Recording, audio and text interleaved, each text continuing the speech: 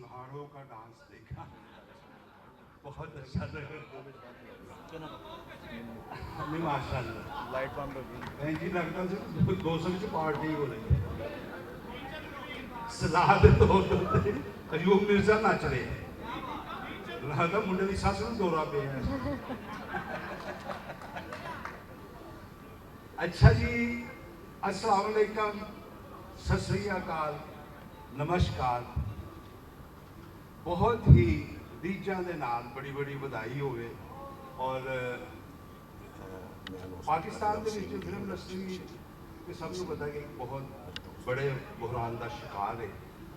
और Pakistan film industry no doubt कि एक नुमाया पोजीशन रखती सी और बड़ा बड़ा अच्छा काम होया है इत्थे।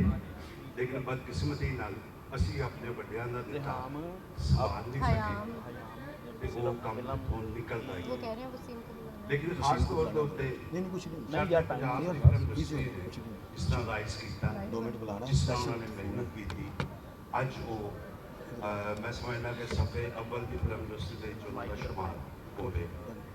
ते पाकिस्तान के विच बड़ी परेशानी सी इस गल की, कोई रस्ता नज़र नहीं सी आ रहा।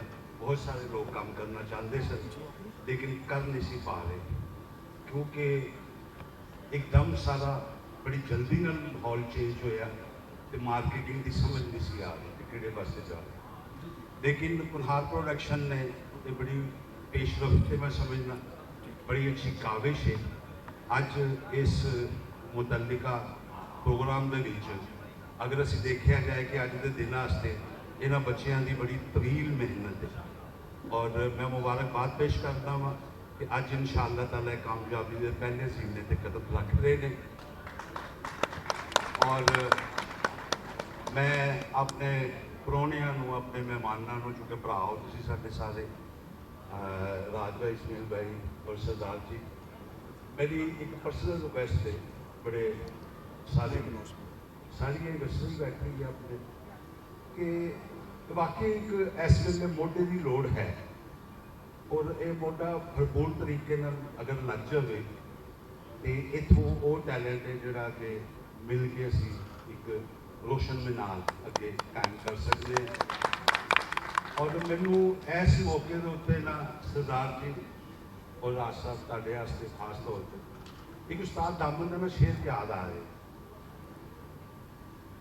वो कहते हैं कि साडी भी यारो अजब है वंड होई, साडी भी यारो अजब है वंड होई, थोड़ा इस पासे थोड़ा उस पासे, असा मंजिले मकसूद ते पहुंचना की, टांगा इस पासे घोड़ा उस पासे। अज कुल्हार के प्लेटफार्म तो ये टांगा घोड़ा एक हो गया। ते हुण ए टैलेंट दी सवारियों ते नितो ते इनू दुनिया दे विच इंशाअल्लाह ताला एक मिसाली रोशनी बनाओ। बहुत बेस्ट विशेष ने और बड़िया मुहब्बतां ने और बड़ा दिल रांझा राजी होया है कि अल्लाह पाक ने इस पोर्शन की भी सुन ली है। क्योंकि क्रिएशन और मार्केटिंग ये दोनों बड़े अहम जुज हैं। क्रिएशन मार्केटिंग तो बगैर कुछ भी नहीं, कि इस करके इत्थे मार्केटिंग का चज बहुत घट है। जी असल गल है पता नहीं गा, तुसी लोग मार्केटर हो, दुनिया की वड्डी मार्केट च बैठे हो, तो इस करके तुहाडी बड़ी अष्ट जरूरत है तुसी अगे लीड करो और पिछे तुहाडे देख लवो कि सारा इंशाअल्लाह जलूस है। और असीं तुहाडा वादा करते हैं कि हर तरह की तावन और मोहब्बत इंशाअल्लाह ताला हासिल होगी। बहुत शुक्रिया, थैंक यू वेरी मच राज साहब, thank you very much, all thanks, बहुत शुक्रिया। मैं जी दोनों साइड जेडे एंकर ने मच ते जरा इंशाअल्लाह सरफराज एक ऐसा बच्चा है, अमजद भाई के नाल जिहड़ी पहली मुलाकात सी ना ते उदों ये बिल्कुल ही ना चूँकि एक्सपीरियंस नहीं सी, लेकिन राज साहब बिजनेस माइंडेड आदमी वो सी पहले बुलाना है ते और असीं उसको बाद गुफ्तगू में करदे सां ते 5 मिनटां बाद ना अमजद साहब सौन लग गए। मैं क्या यार ये तो काम सौन नहीं दिंदा, तो गल शुरू हुई है तो पीर मेरे सौन लग गया, फिर भी चलते नहीं कहता तुम गल करी जाओ। लेकिन कुछ अरसे बाद दोबारा तेरी एफर्ट है कि कुछ अरसे बाद जो अमजद नाल गल हुई, कोई डिस्कशन नाल जारी रही, ਤੇ ਫਿਰ ਅਮਜਦ ਨੇ ਸਾਨੂੰ ਨਹੀਂ ਸੌਣ ਦਿੱਤਾ। ਵਾਹ ਵਾਹ ਵਾਹ ਕਲੈਪਿੰਗ। ਬੜੀ ਤੇਜ਼ੀ ਦੇ ਨਾਲ। ਔਰ ਅਮਜਦ ਮੈਂ ਬਹੁਤ ਬੈਸਟ ਵਿਸ਼ੇਸ ਨੇ, ਅੱਲਾਹ ਪਾਕ ਤੁਹਾਨੂੰ ਕਾਮਯਾਬ ਕਰੇ, ਚੁੱਕੇ ਇਹਦੇ ਪਿੱਛੇ ਦਾ ਇਹ ਮਕਸਦ ਬੜਾ ਨੇਕ ਹੈ। ਇਹ ਇੰਡੀਵਿਜੂਅਲ ਕਰ ਲੇਗੀ ਕਿਸੇ ਵੀ ਫਨਕਾਰ ਦੀ, ਇਹ ਸਾਰੀ ਇੰਡਸਟਰੀ ਵਾਸਤੇ ਇੱਕ ਬੜਾ ਅੱਛਾ ਮਾਸ਼ਾਅੱਲਾ ਕਦਮ ਸਾਬਤ ਹੋਏਗਾ।